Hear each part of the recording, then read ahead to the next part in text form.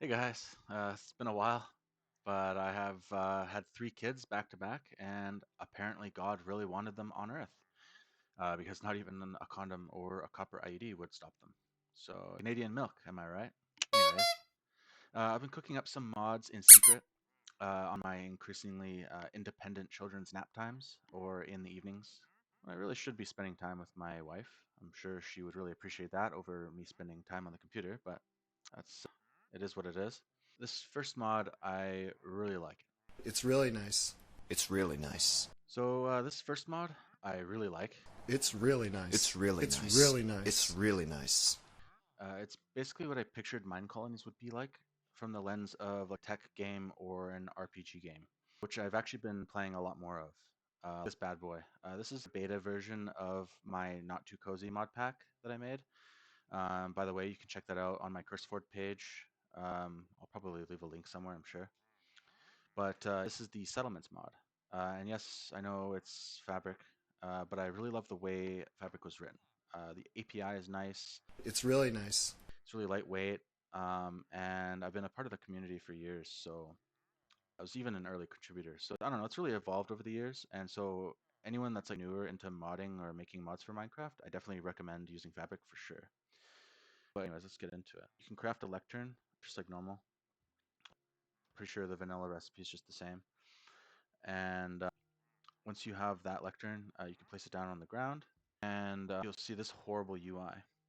So this UI here is the buildings tab and this is the villagers tab. Settings and overview haven't really been fully implemented yet, but the bare bones are there. So here on the left here is like all the type of buildings that you can create. This will be like uh, this can be configurable in the future. Right now, it's just kind of hard coded, but they're NBT files, so they're super easy to add to the game, and you can make your own structures if you want. One of the first buildings you probably want to place down is the town hall. So once you get your hands on a building, you can assign villagers to it.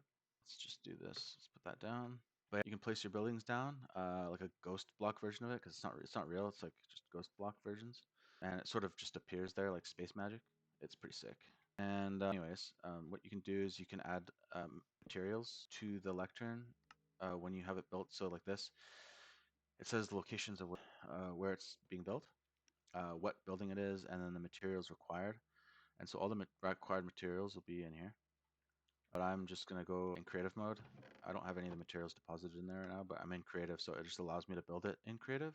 But if you're in survival, it requires the materials in the chest.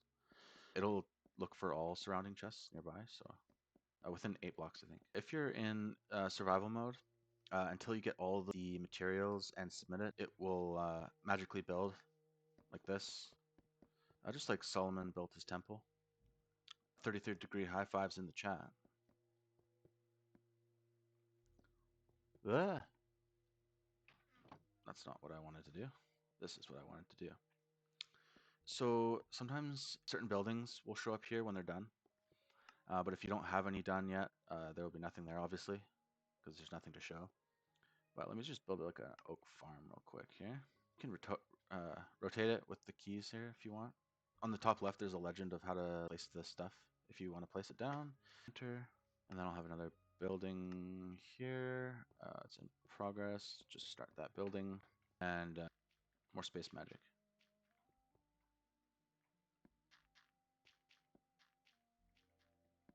So this says completed now.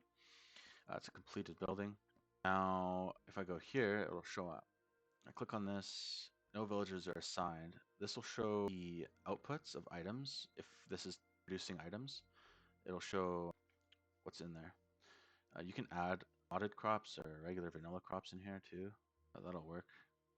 I need seeds. That's what I need. Let's do wheat maybe. Oh, straight to netherite. Anyways, so I got some seeds here. Put some of that on there. Now, what I want to do is assign a villager. So this guy here, he's around here somewhere, wherever he is. Oh, there he is. This dude. I can hire him. So I'll go to villagers tab. I'll hire him for 5 emeralds, which I have in my inventory, and I will assign him to my farm. Just double check. So I have one villager at my farm, and then this will show how much crops that I'm harvesting from that guy. They don't work at nighttime, so you should probably set it to day. And he's just gonna check out the farm. He's gonna look. He's gonna go, oh, look, there's stuff here. That's cool. And he's just gonna peek. He's gonna give it a good looky.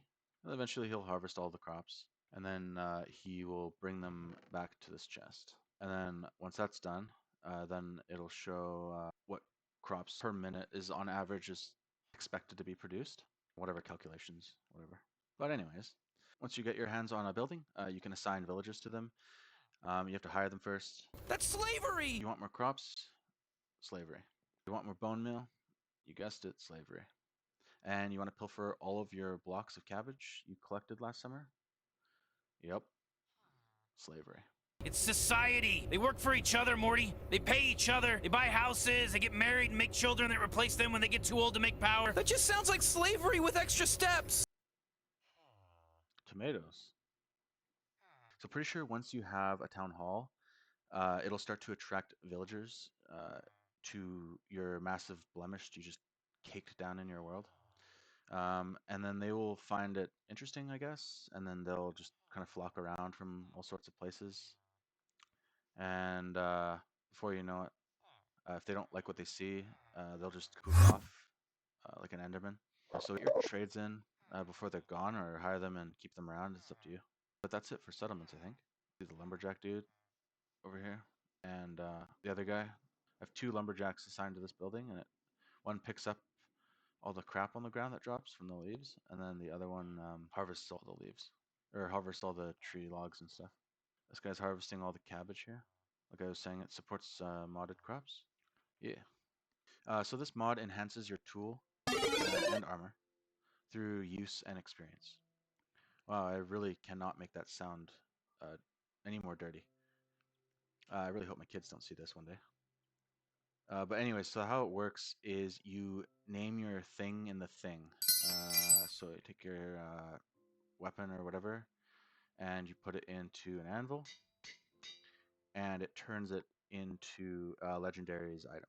And from using it and taking care of it, it'll gain levels. So increasing the rarity over time and the power over time as well, because you can't have a Thunder Fury without it having cool stats, because then it's just a shiny stick. But I've named this one Bonk. It is level 20, and it has plus 84 damage on it. So pretty much just like one-shot stuff. This is exaggerated, obviously. It's like actually like this in the game. These are super tuned up. These are custom made. It's definitely more balanced than that for sure. You can do it with armor, like I was saying. So I got this leather armor. This one's named Poop. This one's named Yi. And then these are some crazy ones with diamond. But let's show some use cases here.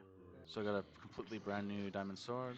So now that I've killed probably 10 or 11 mobs, I've gained 11 minor levels.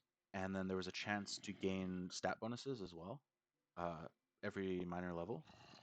So it has plus 6 attack damage on top of the 7 that it already has. And then as you use it, and the more you repair it and stuff, the more levels it gets. And obviously then the more stat bonuses.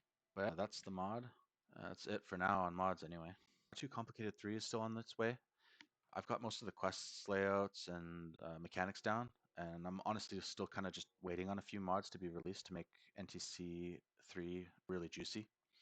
I'm looking at you, Compact Crafting and Amendus Enigmatica for version 1.20.1. But that's it. Thanks for watching. I'm seeing a therapist, I swear, and I hope to see you on the next video. And you know how you can do that? By liking and subscribing down below. Okay, bye.